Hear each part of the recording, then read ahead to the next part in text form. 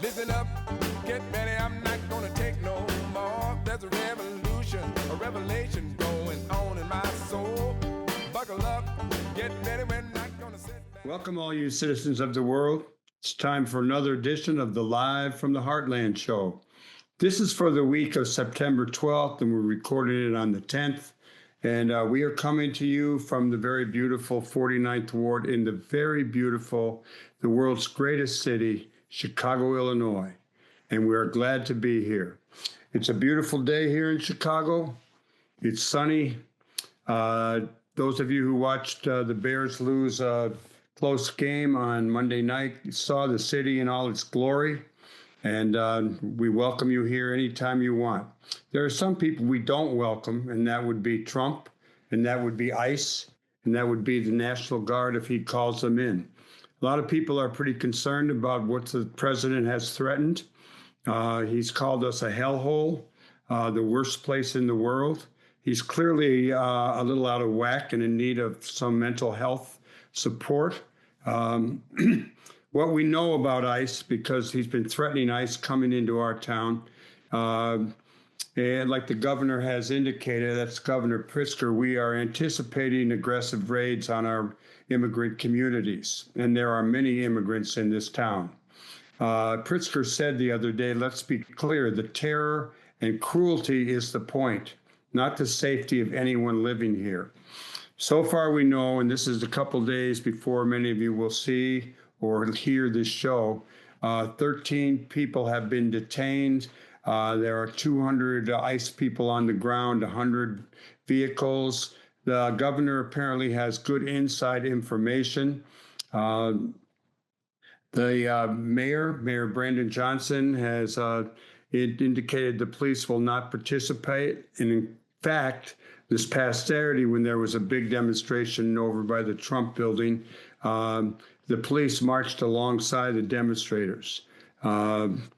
This Operation Midway that has been threatened is different from if the National Guard come in. So we're going to see what happens. One thing, and this will be our sports report, I saw ICE agents arresting people, pulling them into a vehicle, and one of the ICE agents was wearing a White Sox hat.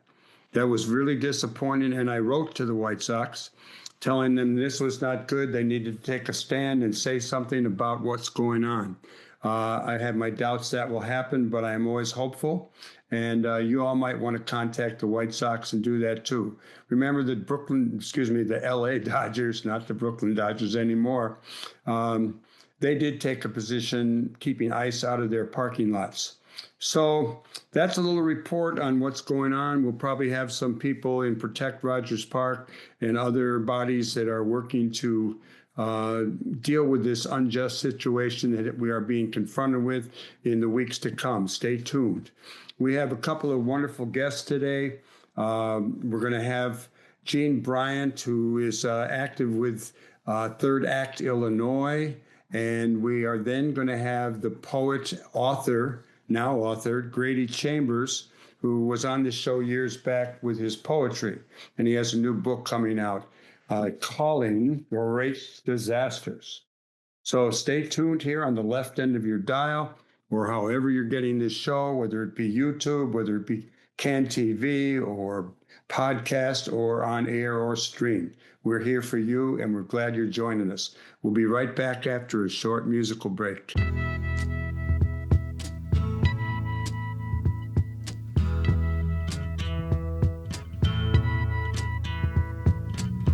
There's something happening here. What it is ain't exactly clear. There's a man with a gun over there, telling me I got to beware. I think it's time we stop, children. What's that sound? Everybody look what's going down.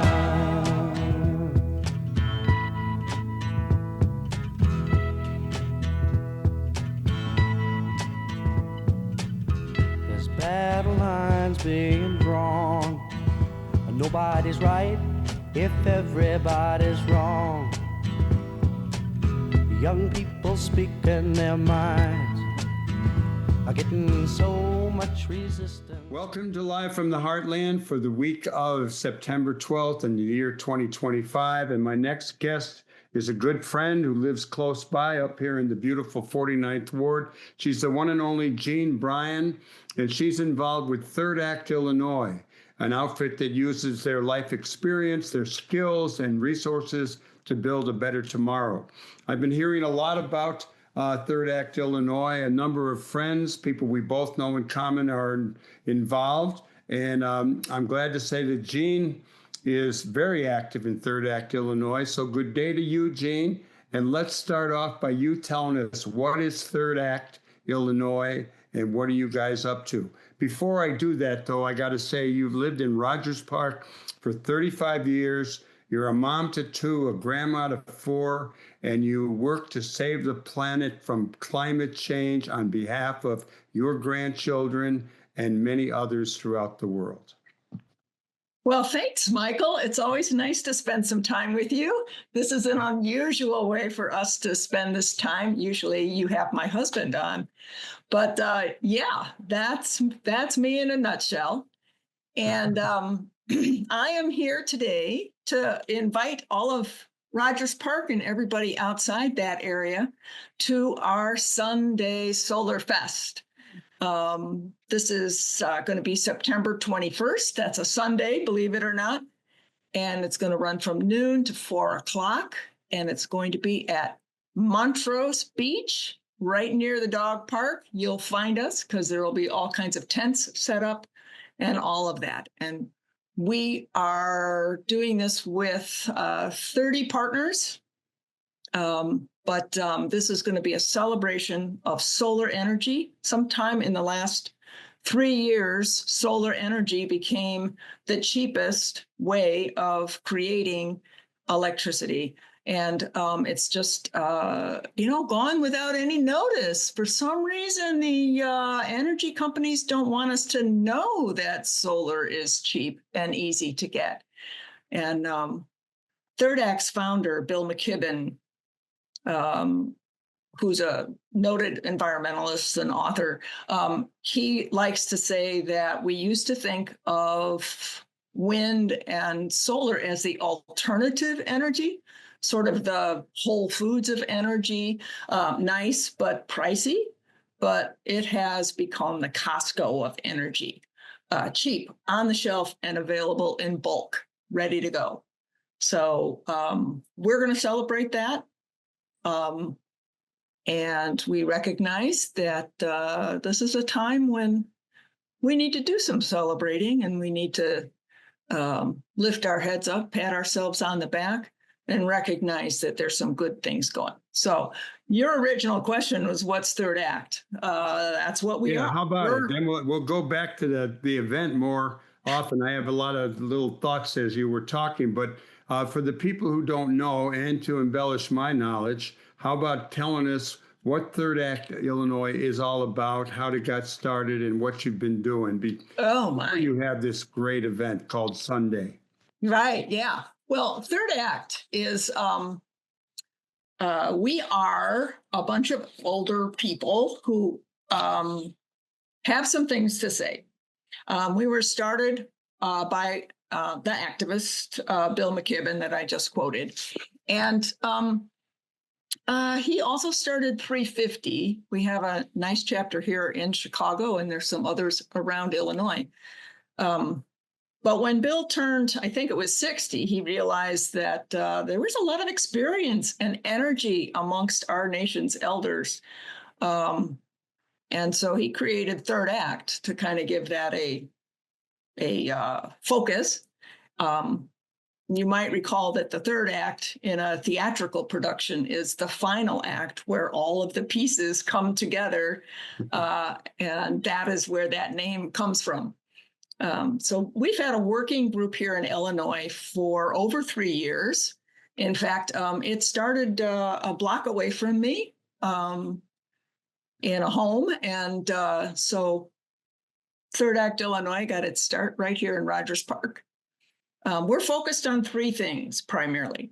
And on what we can do here in our state and in our municipalities around Illinois. So the first leg of our three-sided stool is climate finance. We have a committee doing work on that. You might have heard about our Costco campaign to have Costco pressure Citibank to divest from funding extractive energy efforts. Citibank is the required Costco credit card. So that's why we were focused on that. We had a lot of fun going around delivering petitions to various Costco stores. I met a great group of people sitting in a car, traveling from one Costco center to another. And then what I'm really proud of with our climate finance committee right now is our Illinois pension divestment program. We are making an effort to have the state of Illinois pension system divest from fossil fuels. So this is not just a tree hugger, feel good about things.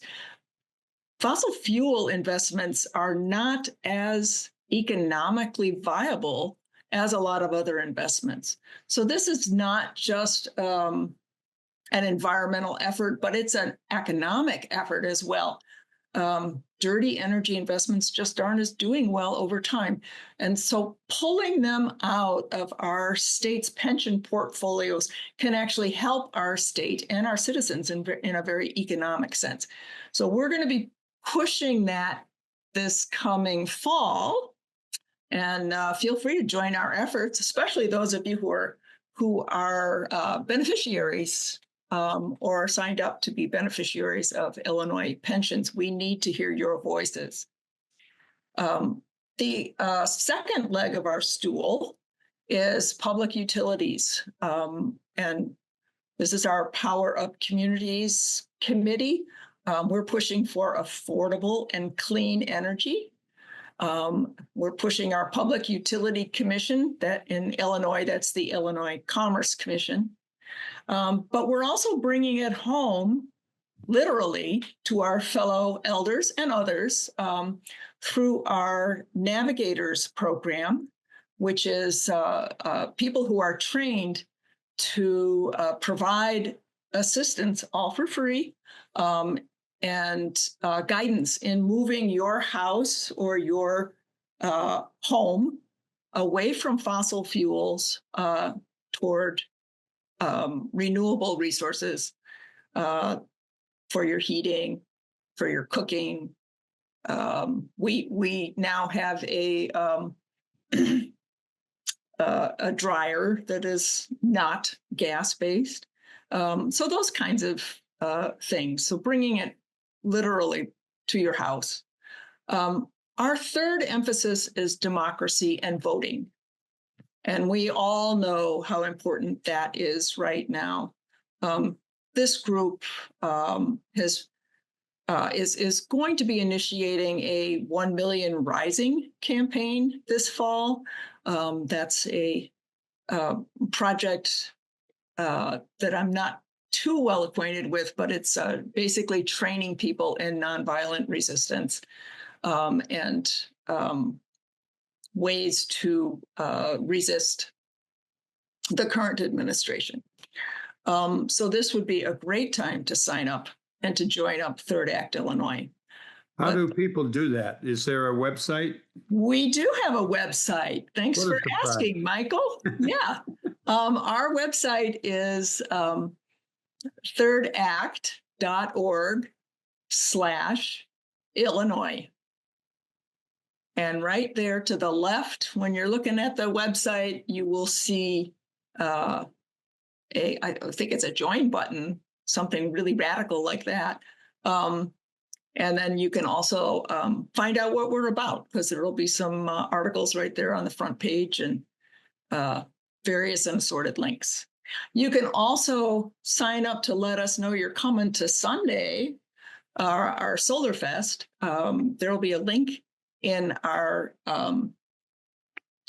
that's called events page. And again, that's to the left. And I'm telling you that because the web page is designed so that the national organization has the links up above, and we have the links on the side. So, well, Gene, there's a lot of questions I'm having here. I think that what I'm going to go to first is the pensions in Illinois, and we have both you and I, and of course many people listening or viewing are big fans of this state. I'm wondering what is the resistance to removing Illinois pensions from fossil fuel energy companies? Do we have senators and representatives who are trying to get this done? And do you have people in the legislature in one form or another who are resisting it? Well, let's just say it's not high on their list right now for a number of folks. I am not going to name names because I don't know them. And I would really like you to have one of the members of that committee on your show, because I think that would be a wonderful opportunity, and I'd be happy to pass along names for you. They made some headway. I will say this: we made headway during last year's legislative session, and are planning to move ahead again this year.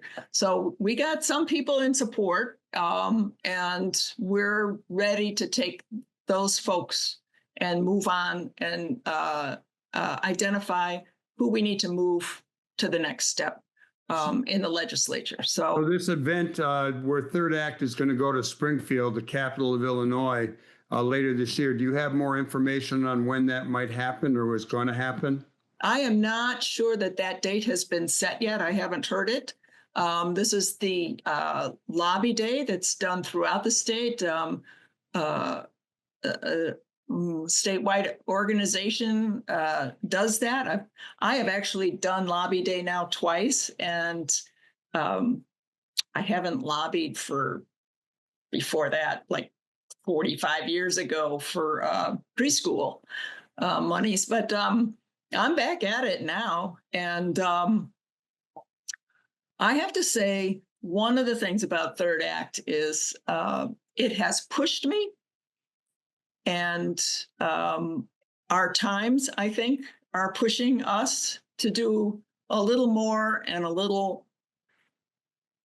stuff that we have not been comfortable doing previously.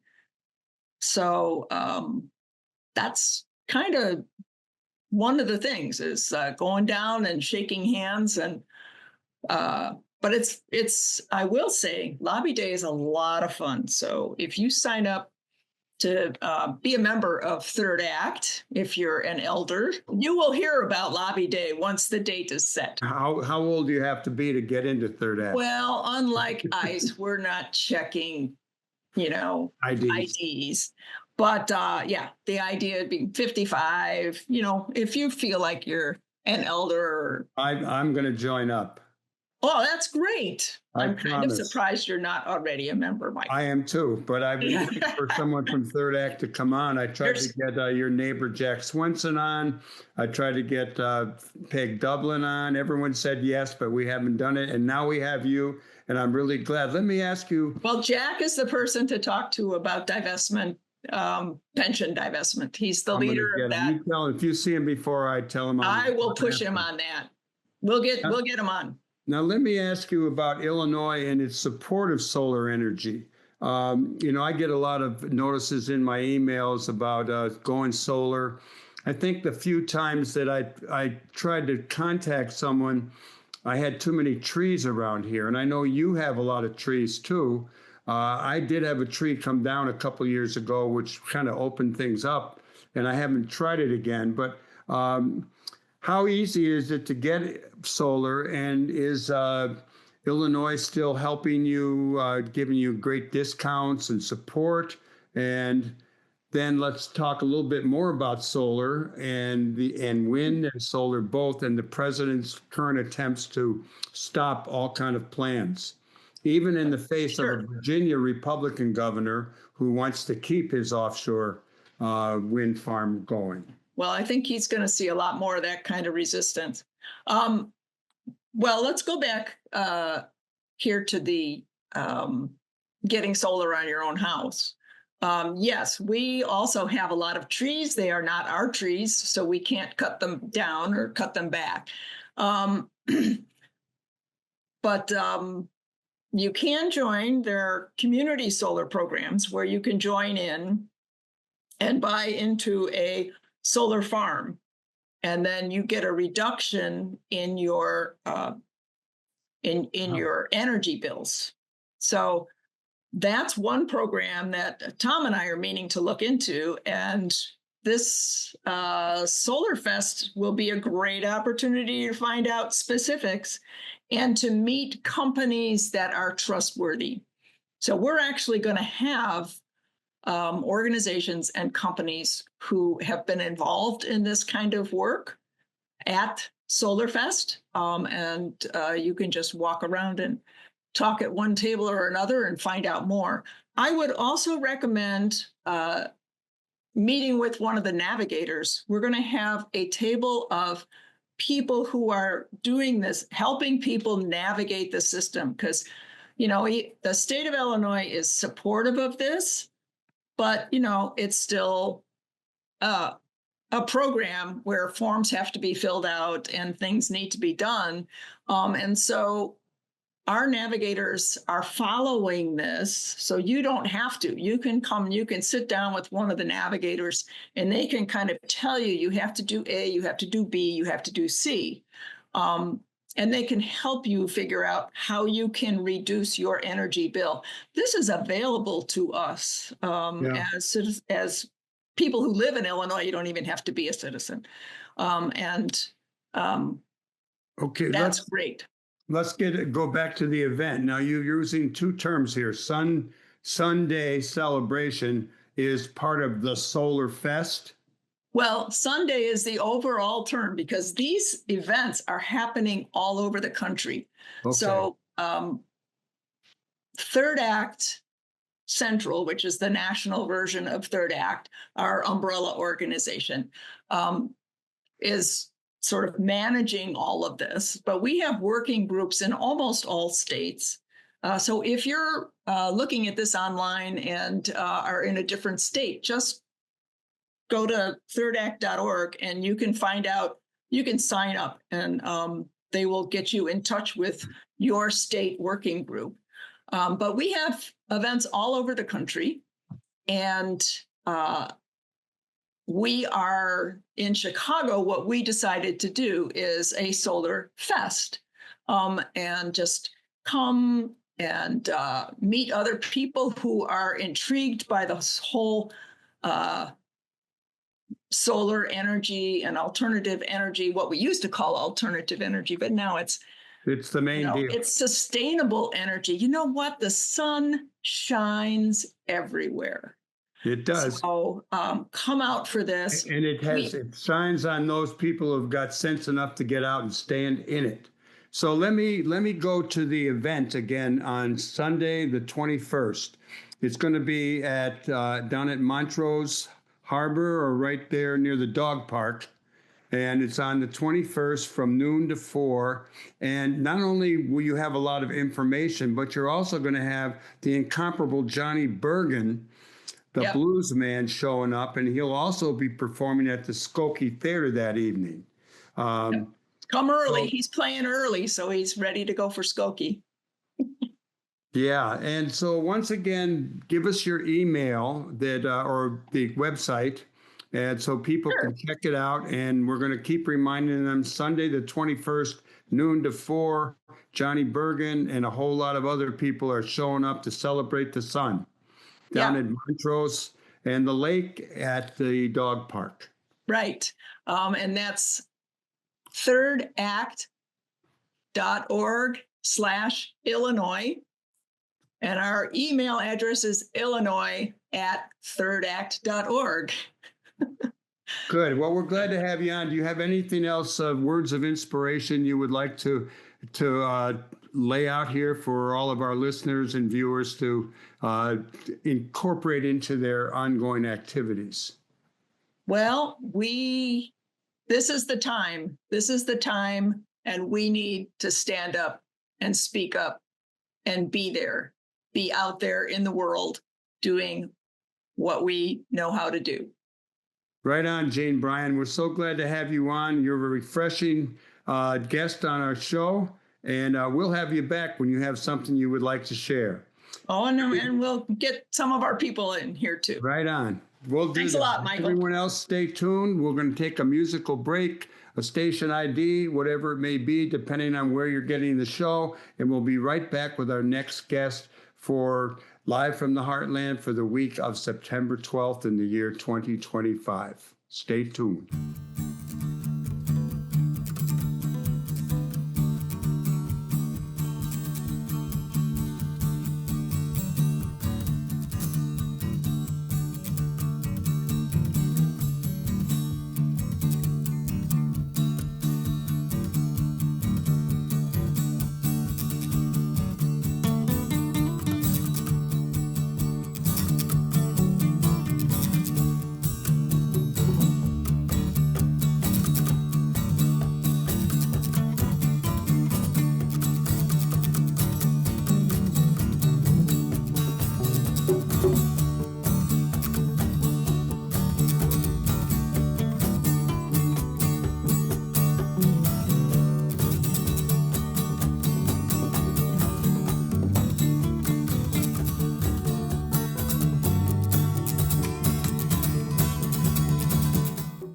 Welcome back to Live from the Heartland, all you citizens of the world. This is for the week of September 12th, and we're recording it a couple of days early. And it really gives me a lot of pleasure right now to bring on a young poet, now an author, someone I've known since he was a kid. I have a nice picture of him and his family when they visited the Heartland Cafe when he was just a little tyke. I've known his folks, Scott Chambers and his late great mother, Marilyn Katz, for a long time. Marilyn and I go back to 1966, and I still miss her to this day. Grady now is the author of the novel Great Disasters, forthcoming from Tin House this month. And he also is the author of a poetry collection, North American Stadiums by Milkweed, and he is the winner of the Max Revo Poetry Prize. And he's done a lot of writing. He's appeared in the Atlantic, the Paris Review, Plowshares, American Poetry Review, a number of others, and my favorite, The Sun. So good day to you, Grady Chambers. Good day to you, Michael. It's great to be here. It's good to have you. And how is the weather out there in Philadelphia in a not so much of a blue state? It's a little mixed bag over there. Well, the Philadelphia is good. Yeah, Philadelphia is good, and the weather in the sky today is perfect for me. It's overcast and cloudy and cold, so it means fall is imminent and football is on television. So I couldn't be happier. Well, Chicago looked beautiful in the Monday Night Football, but the result was not so good. Devastating. Are you a Bears fan still, or are you not an Eagles fan? I am still a Bears fan. I was, wearing my tie-dyed Chicago Bears shirt for the duration of that game. Not the outcome I was hoping for, but it was a rough one. All right, so you got this new book out, and I read it I don't usually read everything that I'm going to talk to someone about, but I read every bit of this, and it really had me. It gripped me. So tell us a little bit about your new book. And tell us, start out telling us what it's all about. I sure will. So Great Disasters is a novel. It's set largely in Chicago against the backdrop of the attacks of September 11th, the start of the wars in Iraq and Afghanistan, and the protests against them.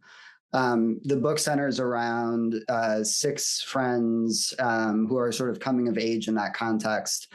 And it follows them from high school into adulthood as one of the characters joins the Marines.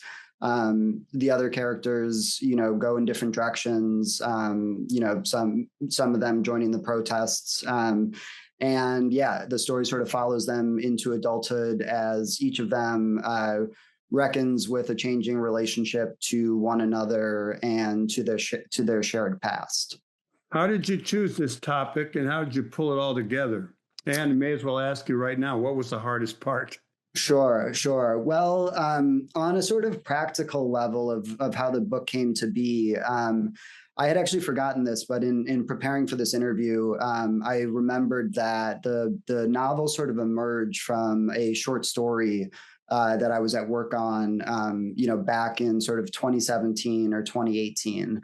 And that story, the action of that story sort of largely took place on the day of the Gay Pride Parade in Chicago. And the narrator of the story is sort of at the parade and sort of partying with his friend.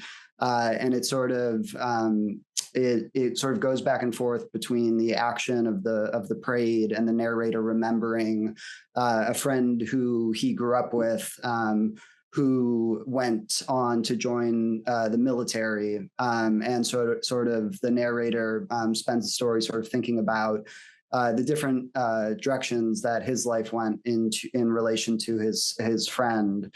And I had such a hard time sort of wrangling that story into a short enough form that it could be considered a short story. So by the time I got a finished draft of it, I was just kept thinking about it, and I was like, maybe in order to fully tell this story, it's worth returning to and just sort of continue writing into it until you feel that the whole story has been told. So that was sort of how the novel got started. And then sort of thematically, like the characters in the book, I came of age in Chicago in the same sort of time period that the book is set. I was in 8th grade when the attacks of September 11th occurred. So my own personal timeline kind of follows, shares a timeline with the characters in the book. That was a truly crazy 10-year period between the attacks of 9/11, the wars in Iraq and Afghanistan, everything that was going on domestically with, the rise of sort of the surveillance state. And then, towards the end of it, President Obama gets elected and then the economy crashes. So as I've sort of gotten older and have had more distance from that time period, it's just, I just sort of kept thinking about what it was like to sort of grow up in that context. And I studied political science, and I'm the son of sort of two progressives who were, very much, as involved in the anti-war movement in those years. And and I've just, as I get older, have thought a lot about like what a strange time in our country that was, and also how strange it was to sort of be coming of age in that context, and through political science as my area of study, kind of being asked to study and try and make sense of a kind of chaos that I was in the middle of. And so it felt like something that I wanted to return to in fiction. And now that I have some sort of distance from that period. Well, you do say in the beginning of the book somewhere I saw that this is a work of fiction, but how close to reality is it? And tell us a little bit more about these 6 pals that are featured throughout the book. Sure. What I would say is that there are some key situational events in the book that are definitely true to life. And the narrator of the book, Graham, has some, for people who know me, will see some sort of clear biographical overlap with my own life. But basically, there are stories that are in the book, particularly from the characters' time in high school, that are sort of more or less true to life. And I decided to put them in because they sort of serve the story that I was telling.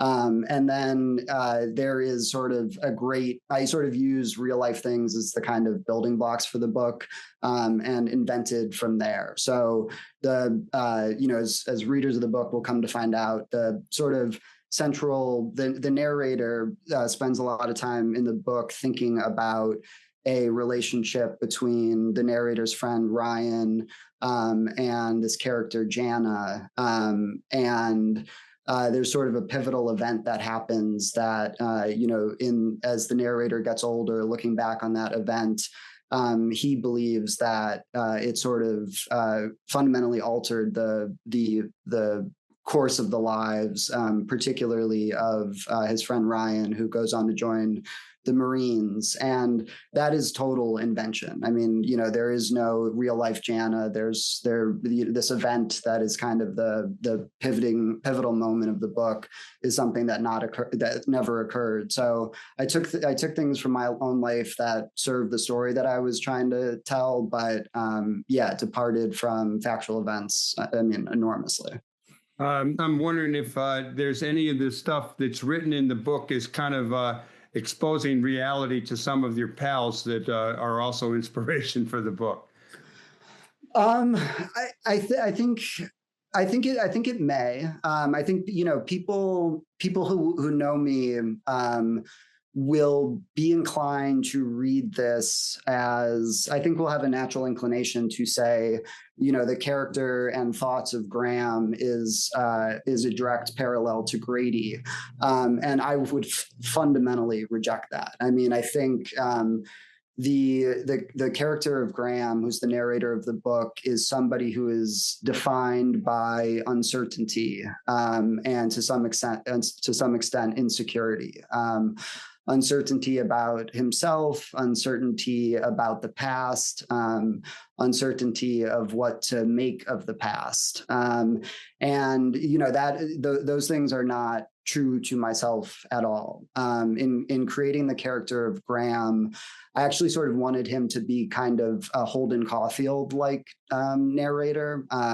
He's got, a very youthful voice, and doesn't have a lot of self-awareness, particularly as a young person, maybe more as he moves into his older years. But I wanted to create a narrator who readers of the book might feel that they know more about this person than this person knows about himself. And all of that was, to serve the story that I was trying to tell. So while when convenient, I've given that narrator, thoughts and opinions that I may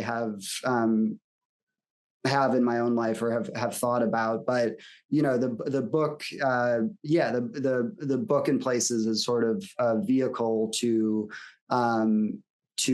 think through some of these things, and some of them, I've spent time thinking about in my own life.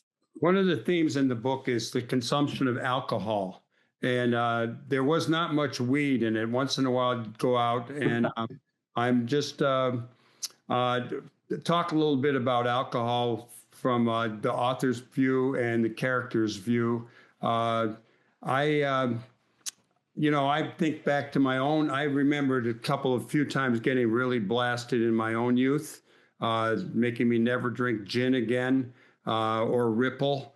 And I just, for me, there was no weed in high school. Then there was a little bit of weed in the early 62 on for me. But in this, I was just kind of a little overwhelmed by the amount of drinking that goes on in the book. And I think you said you maybe enhanced that a little bit. Yeah, absolutely. I think drinking entered into the book because because in my own life, drinking entered my life quite early. So in trying to write about the portion of the book that took place in high school, that is sort of a parallel between my own life and the lives of my friends and the characters in the book, in that drinking was something we spent a lot of time doing on high school weekends. And when I as I was working on the book and saw how much of a feature of that how much of a feature of the book that drinking was, I sort of thought, okay, this is something that, you know, can be useful as something that sort of goes on to play a role in the lives of these characters as they get older. And what I would say is that basically, you know, while certainly that is true to my own life, you know, to create an interesting story, to create tension, to create fictional drama, I basically just you know, turn the dial up to 11 on the drinking. So yeah, it definitely has roots in real life experience, but I think is presented in a exaggerated way because it was useful for the story and the things that go on to happen. There's some really dramatic moments, and there's the gun incident, and then the character Sam and a fire where she's unconscious, and the gun is someone brings a gun to school. But then there were also some warm and funny moments. Warm moment was when their character Graham is a little disappointed that none of his older friends want to drink and party when you're all getting together out on Long Island toward the end of the book. And the people that he had been a little critical of in a discussion the night before, they meet him in the morning and invite him to be the godfather of their coming child. And that really, it touched me. And then there's a part where Ryan and a guy at the VA are trying to get free a bird that's caught in the hallway. And I won't go into detail on leading up to that, but the guy comes over. Graham thinks there's something going to not Graham, but Ryan thinks something is going to happen. The guy asks him to help get the bird out. And then they get the bird trapped and they're walking out, and you use the term like holding a dog that's already pissing. And that just cracked me up. I'm so happy to hear that.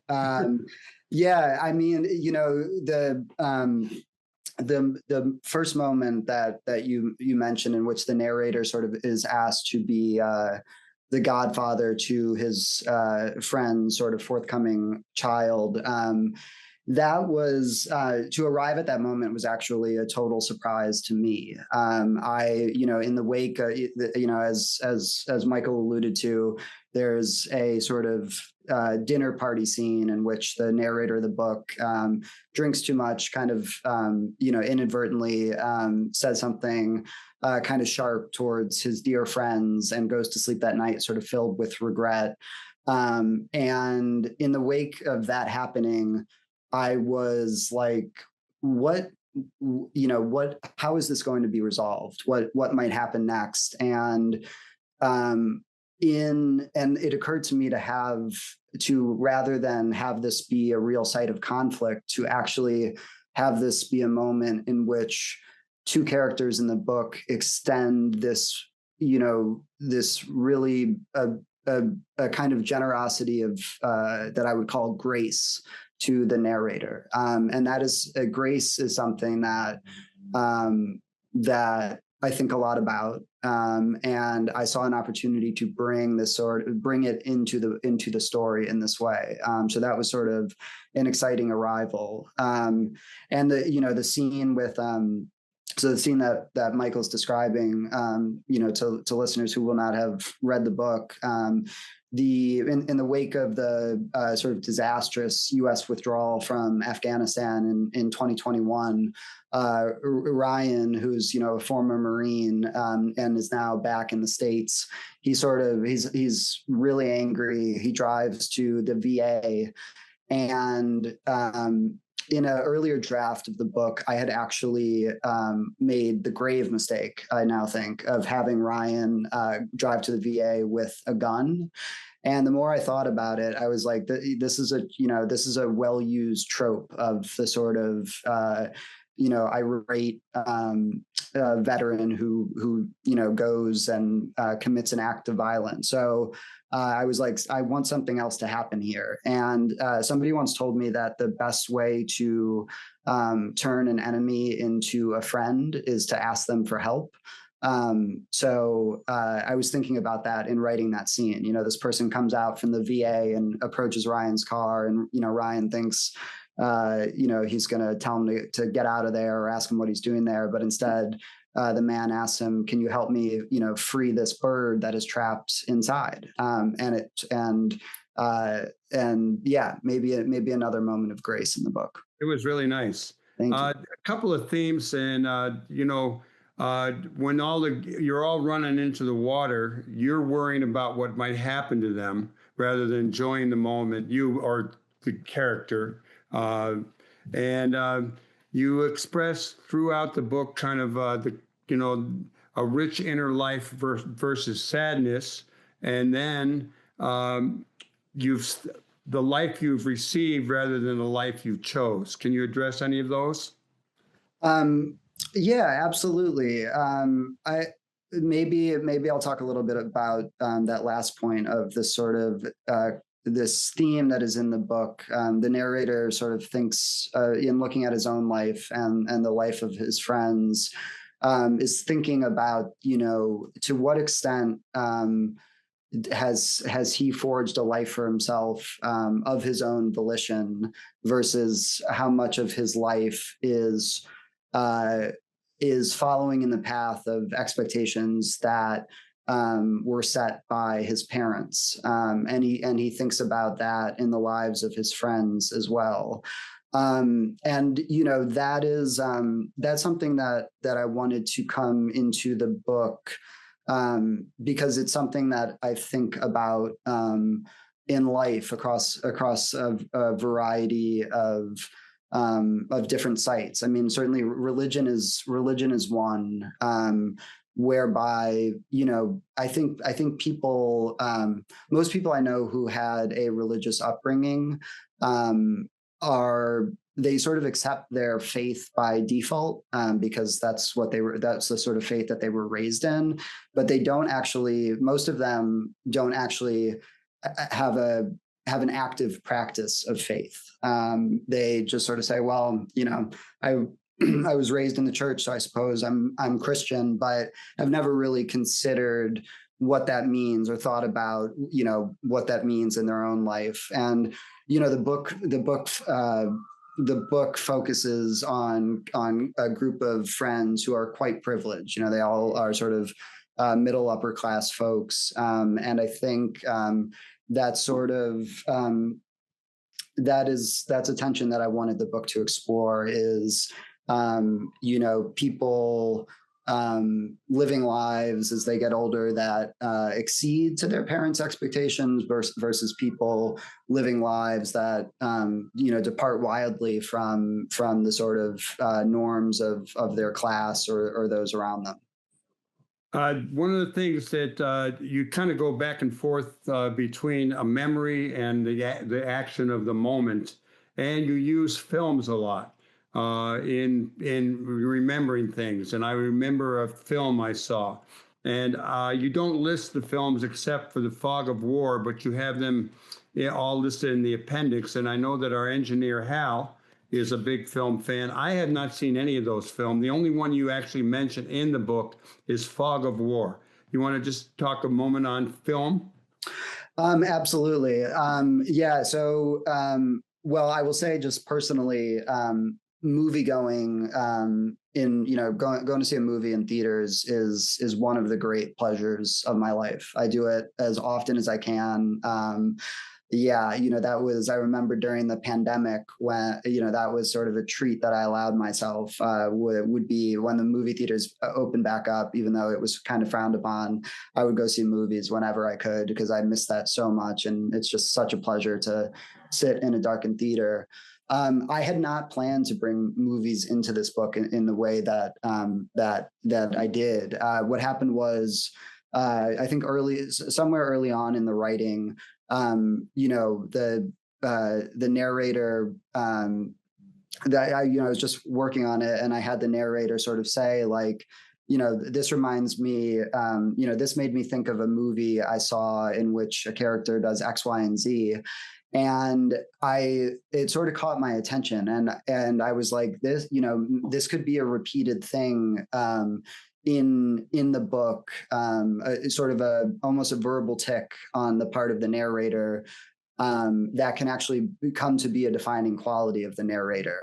He's somebody who, so once my ear sort of perked up at that tendency of his to be like, this reminds me of a movie, I decided I would try and do that as often as I could, because I think it served ultimately to characterize this person who is somebody who sort of, he makes sense of the world by likening the world to films. Like his own experience is kind of becomes refracted through movies that he has seen. And I think that comes to be an important aspect of who he is as a character and a person.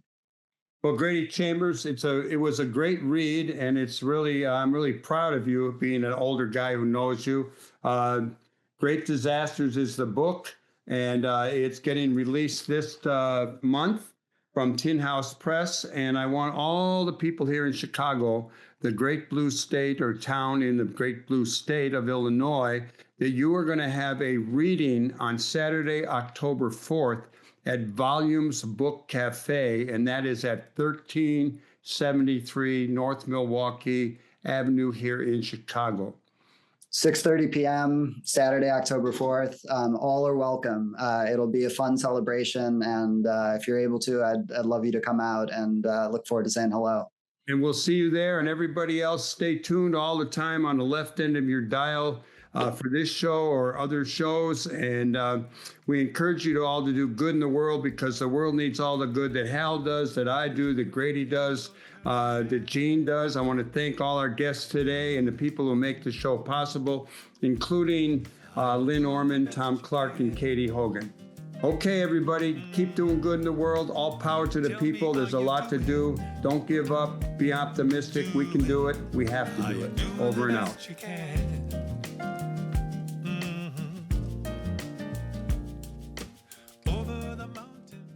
Thank you for watching the Live from the Heartland show. New episodes air every Friday beginning at 9 a.m. Central Time. Episodes air each following Thursday on CAN TV, 9 p.m. in Sweet Home Chicago on Channel 21, or streaming everywhere else at cantv.org. Audio episodes go live on WLUW each Saturday, 9 a.m. on the left end of your dial at 88.7 FM, or streaming everywhere worldwide at WLUW.org. They're available on Apple and Spotify podcasts by looking up Live from the Heartland on either platform, and are also broadcast on Lumpen Radio each Friday at 9 a.m. on 105.5 FM and streaming at lumpenradio.com. I'm Michael James, and I'm glad to have been your host. Until next time, remember, do good in the world, because the world needs all the good that you do, that I do, that we do together. All power to the people. Over and out. Come to limb. Are you doing the best you can? Tell me, are you doing